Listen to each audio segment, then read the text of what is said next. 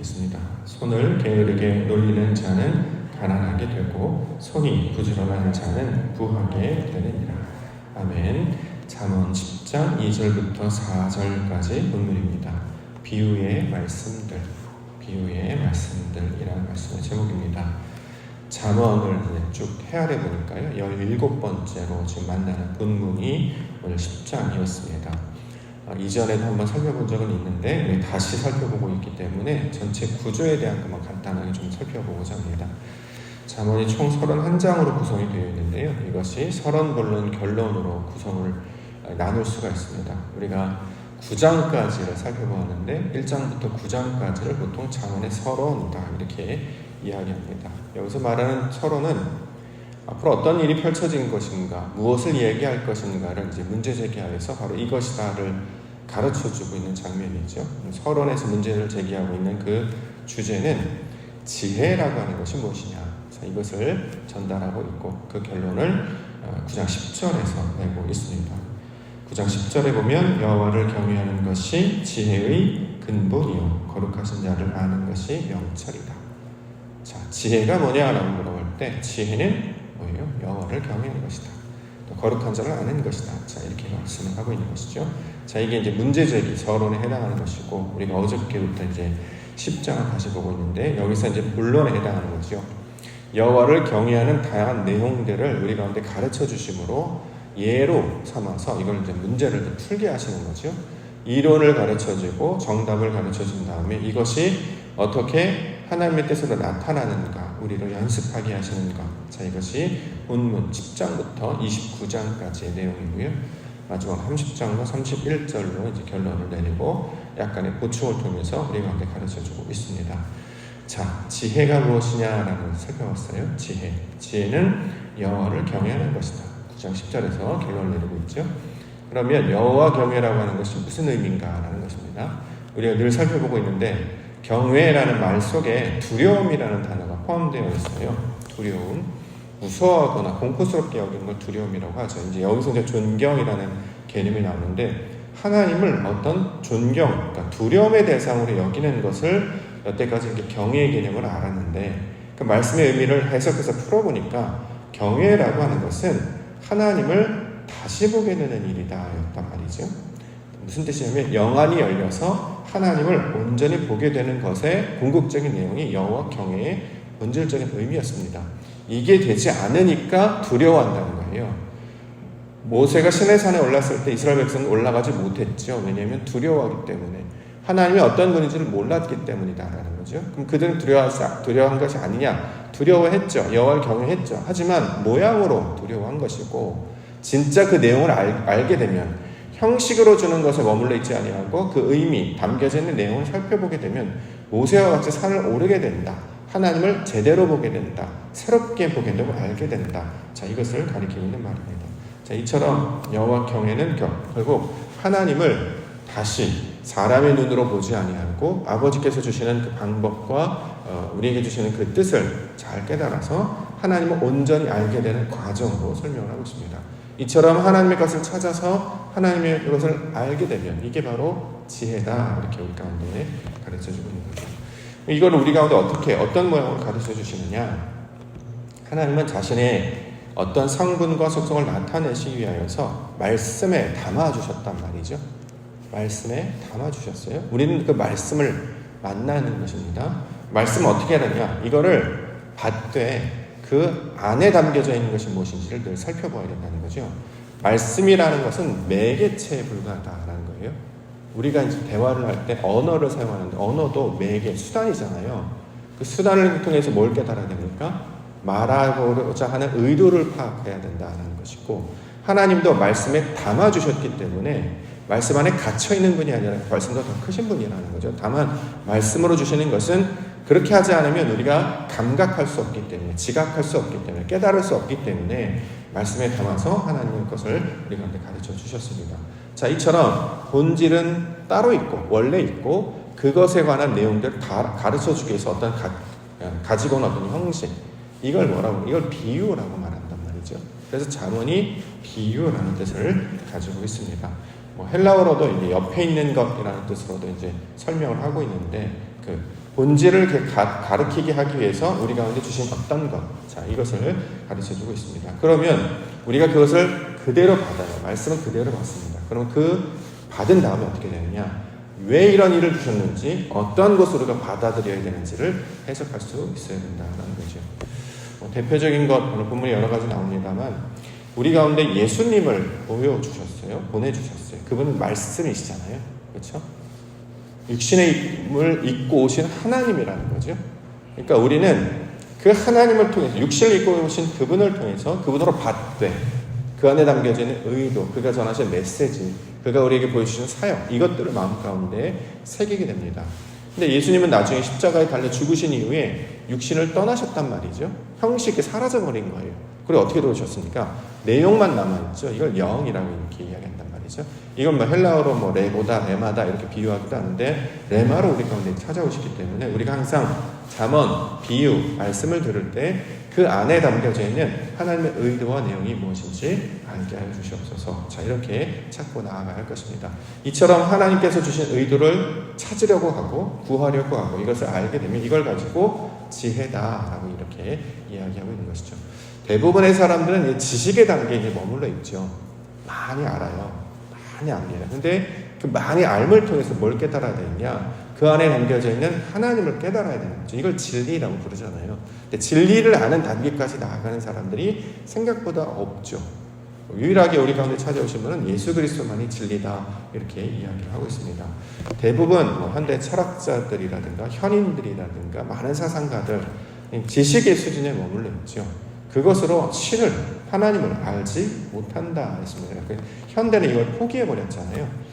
신 죽었다라고 얘기하기도 하고, 하나님 아는 것은 불가능하니까 사람들 사이에 있는 것으로만 우리가 논쟁을 해야 된다 해가지고 이게 완전히 세대가 바뀌게 됐죠. 그럼에도 불구하고 깨어지지 아니하고 흩어지지 않는 하나님이 주시는 공동체가 있는데, 이걸 교회라고 부르는 것입니다. 말씀을 붙잡고 그 하나님이 주신 말씀의 의도, 속성이 무엇인지를 찾고 구하는 자들, 다른 말로 구도자라고 부르기도 하고, 자, 이렇게 하나님께서는 교회를, 성도를 부르셔서 그의 의도를 나타내시고 가르쳐주셔서 깨닫는 자로 불러주셨습니다. 저와 여러분들이 바로 여기에 해당하는데, 본문에 나타나는 형식, 여러 가지 어떤 역사, 어떤 사건, 자, 이것들이 다 비유로 우리 가운데, 상징, 메타포로 우리 가운데 주셨기 때문에 그 안에 담겨지는 의도를 날마다 이것들을 찾게 하고 또 깨달아 알게 하여 주셨어서 이 기도 가운데 나아가는 우리 성도님 되기를 원합니다. 일생에 있어서 나타나는 가장 큰 오류, 갈등, 문제는 저자의 의도를 파악하지 못하는 데서 오는 그 갈급함이잖아요. 우리도 이웃과 이제 살아가면서 항상 오해가 생기는 게, 의도는 따지지 않고 말한 것, 겉에 나타난 것 갖고 판단하다 보니까 오해를 자꾸 한단 말이죠. 그런 의도로 말한 게 아닌데, 그러니까 전하려고 하는 사람의 의도와 듣는 자의 어떤 서로 배경이 다르고 지식이 다르기 때문에 항상 그 괴리가, 간격이 있을 수밖에 없어요.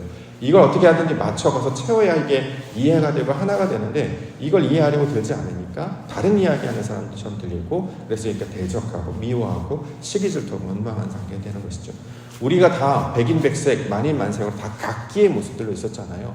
연합이 되지 않습니다. 하나가 되지 못해요, 우리들은. 그런데 어떻게 하나가 되느냐? 우리를 지으시고 만드시고 이 땅 가운데 보내신 그 근원 되신 하나님과 연합할 때, 그래서 그를 머리라고 부른다는 거죠. 우리가 머리에 붙어있는 몸이잖아요.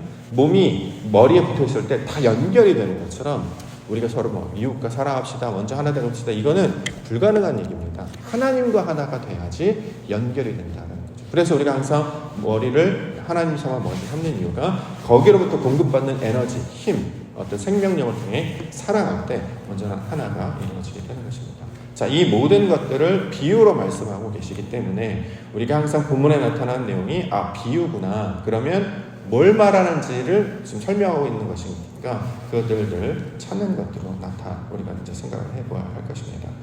자, 그러면 먼저 간단한 의도, 의인과 악인의 개념을 먼저 좀 잠깐 볼까요? 3절에 보면 여호와께서 의인의 영혼은 줄이지 않게 하시나 악인의 수입은 물리치신다. 자, 의인과 악인이 나와요. 사람들이 생각하는 의인과 악인의 개념을 어떻게 구분합니까? 무엇이 옳고 무엇이 안 좋은 나쁜 것인가. 이걸 우리는 좋고 나쁜 것으로 보통 판단을 하죠. 우리가 가진 배경이 그 정도 지식이기 때문에 그렇습니다. 자, 좋은 사람, 나쁜 사람, 의롭다, 아니다, 악인이다. 어떻게 구분합니까? 내가 기준이잖아요. 내가. 나한테 잘하면 좋은 사람, 나한테 잘 못하면 나쁜 사람. 그렇죠? 또 어떤 사람은 만났는데 내게 유익이 돼요. 그러면 그건 좋은 사람이라고 얘기하죠. 근데 유익되지가 않는 것 같아요. 힘들게 한단 말이죠. 그러면 사람이 뭐라 해요? 나쁜 사람, 악인 이렇게 구분한다는 거죠. 이건 이제 사람들이 기준이 되어서 판단하고 이걸 나누는 것이고, 성경은 그렇게 해석하면 안 된다는 말이에요. 성경은 진리이기 때문에 이미 우리는 우리 기준을 갖고 있잖아요. 우리 기준으로 성경을 끌어와서 해석하는 게 아니라 기준이 바뀌어야 된다는 것입니다. 좋고 나쁨을 따지는 것이 아니라 하나님의 의도가 무엇인지를 늘 찾으며 나아가야 된다는 거죠. 자, 그러면 의라는 개념을 먼저 알아야 되는데, 의가 무슨 뜻이었습니까? 의? 정의, 공의 막 나오겠습니다. 의. 하나님을 찾는 것을 의라고 한단 말이죠. 의는 다른 게 아니라 하나님을 찾는 걸 의라고 해요. 하나님과 나와의 관계잖아요. 하나님을 찾는 것을 의라고 하고, 그러한 사람을 의인이라고 해야죠. 그럼 악인은 뭐죠? 하나님을 찾지 않는 사람? 그렇죠? 하나님을 찾지 않지만 필요한 자를 악인이라고 말해요. 우리가 악인이잖아요. 하나님이 필요한데 모르고 있었어요.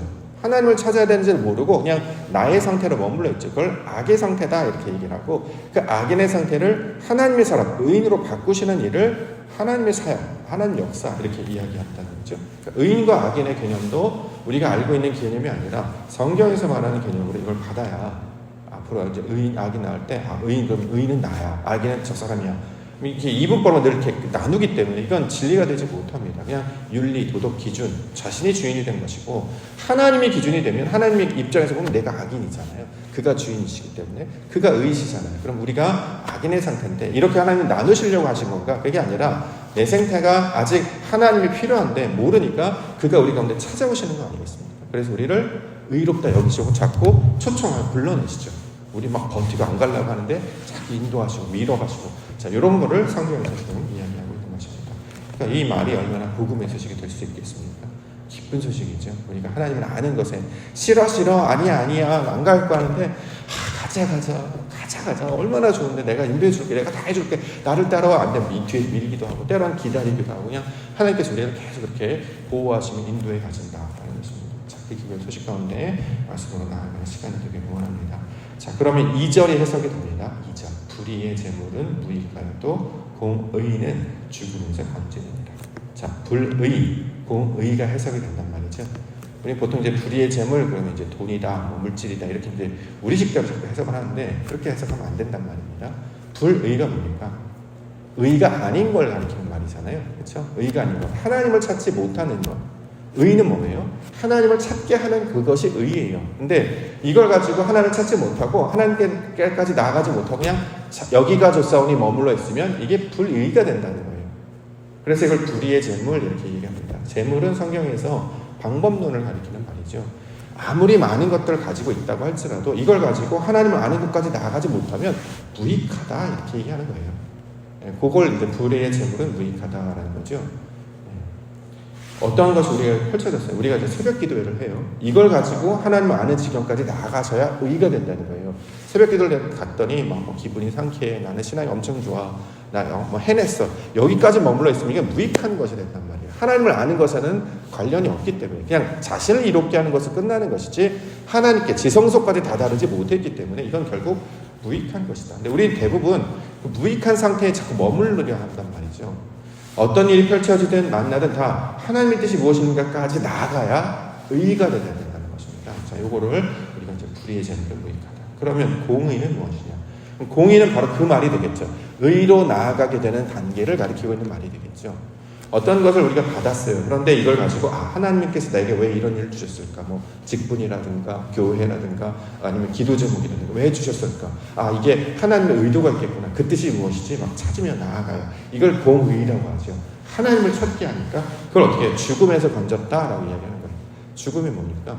영적 죽음을 가리키는 말이잖아요. 내가 내가 내려놓는 것, 내가 가지고 있던 지식과 경험을 내려놓고 하나님의 것으로 나아갔기 때문에 이걸 죽음을 통과해서 건진받았다. 이렇게 지금 이렇게 번역이 된다라는 거죠. 근데 이것을 죽음에서 건졌다. 이 말은 딱 들으면 알 것 같은데 묵상해보면 이게 뭔 말인지 잘 이해가 안 됩니다. 그러니까 의의 개념을 알고 계셔야 이 단어들이 이제 해석이 되기 때문에 자, 이야기를 하고 있죠. 전도서에 보면 솔로몬이 이렇게 얘기합니다. 내가 해아래에서 행하는 모든 일을 보았다. 보라, 모두 다 헛되어 바람을 잡으려는 것이다. 구부러진 것 곧게 할 수 없고 모자란 것도 셀 수 없도다. 모든 것이 바람을 잡는 것 같도다. 또 아무것도 할 수 없다. 사람의 기준으로 보면 무익한 것, 무능한 걸 가리키는 말입니다만 궁극적으로는 어디로 나아가야 되냐? 전도서의 결론인 창조주를 기억하게 하는 것으로 나아가지 않으면 나머지는 의미가 없는 것이라는 거죠. 물질이 아무도 많은들, 지식이 많은들, 지식은 근심만 더하게 하고 지혜는 번뇌를 많게 하고 이게 자꾸 자기 것에 머물게 되면 이 풀려지지 않기 때문에 쌓이는 것만 된다. 그러므로 우리에게 주신 것을 통해 하나님의 뜻을 그 영광을 아는 지경까지 나아가게 해주옵소서. 자, 이렇게 나아갈 때 이것을 바로 하나님의 의도로 가르쳐주고 있습니다. 자, 가난함과 부함을 말하는 내용이요. 4절. 손을 게으르게 놀리는 자는 가난하게 되고 손이 부지런한 자는 부하게 된다. 자, 이걸 이제 우리식으로 번역하면 우리식으로 해석하면 어떻게 해석이 됩니까? 손이 게으르게 놀리는 자는 가난하다. 나태하고 게으르고 그렇죠? 배짱이 같은 일 안 하면 가난하게 돼. 이렇게 해석하고 손이 부지런한 자는 부하게 된다. 열심히 일하는 개미는 부자가 돼. 이렇게 우리 늘 해석을 해왔단 말이죠. 정말 그러한 뜻으로 주셨느냐? 이게 이석 동화에도 나오는 교훈 정도를 끄집어낼 수 있는 정도의 말씀을 우리 가운데 들으라고 주신 것이냐? 아니겠죠. 이게 동화가 아니기 때문에 우리 기독교 성경은 동화나 신화가 아니잖아요. 진리이기 때문에 왜 진리가 되는지를 우리가 늘 묵상을 해야 합니다. 자, 여기서 이제 가난하게 되다의 의미를 알면 이게 풀어집니다. 성경에서 가난하게 된다는 게 무슨 뜻입니까? 경제적으로 궁핍하다? 이게 아니라 가난하게 된다는 건 내 것이 사라진다는 거잖아요. 그렇죠? 불의의 재물의 상태가 아니라는 거잖아요. 우리가 원래 내가 많잖아요. 우리 가시나무라는 노래가 있는 것처럼 내 속에 내가 너무나 많아요. 다 채워졌어요. 뭘 이렇게 가르쳐주면 다 자기 방식대로 해석한다는 거죠. 내가 똑똑해서, 내가 경험이 있어서, 내가 어떤 기질이 있어서 이렇게 해석을 한단 말이죠. 그런데 말씀이 우리 가운데 들어오면 하나님의 뜻이 우리 가운데 비춰지면 어떻게 돼요? 우리가 가난해지게 되잖아요. 자기가 점점 사라집니다. 하나님의 나라가 침노하에 들어오기 때문에 내 것을 내 것이라 주장할 수 없어요. 다 하나님의 것입니다라고 인정할 수밖에 없다는 거죠. 이걸 성경에서 가난하게 된다라고 표현을 해요. 그래서 마태복음에 보면 심령이 가난한 자는 복이 있나니 천국이 저희 것이다. 예수님의 말씀이 우리 안에 들어옴으로 말미암아 내 것이 틀렸구나라는 깨닫게 되어서 내 것이 다 비어지게 돼요. 영적으로 가난한 하나님의 도움이 필요한 자가 된다는 거죠. 자, 이걸 가난하다라고 이야기합니다. 그러니까 여기 본문에 손을 게으르게 놀린다라고 하는 것은 자기의 것들을 스스로 구하는 것에서 점점 약해지는 것을 말해요. 항상 우리는 내 것을 찾기에 빨랐고 내 이익을 구하기에 급했던 사람들 아닙니까? 그런데 이걸 점점 하게 되지 않게 돼서 가난하게 된다는 의도로 주신 말이에요. 성경은 우리를 가난하게 만드시는 게 목적이에요. 근데 우리가 가지고 있는 지식은 가난은 죄잖아요. 사람들은 가난한 걸 싫어합니다.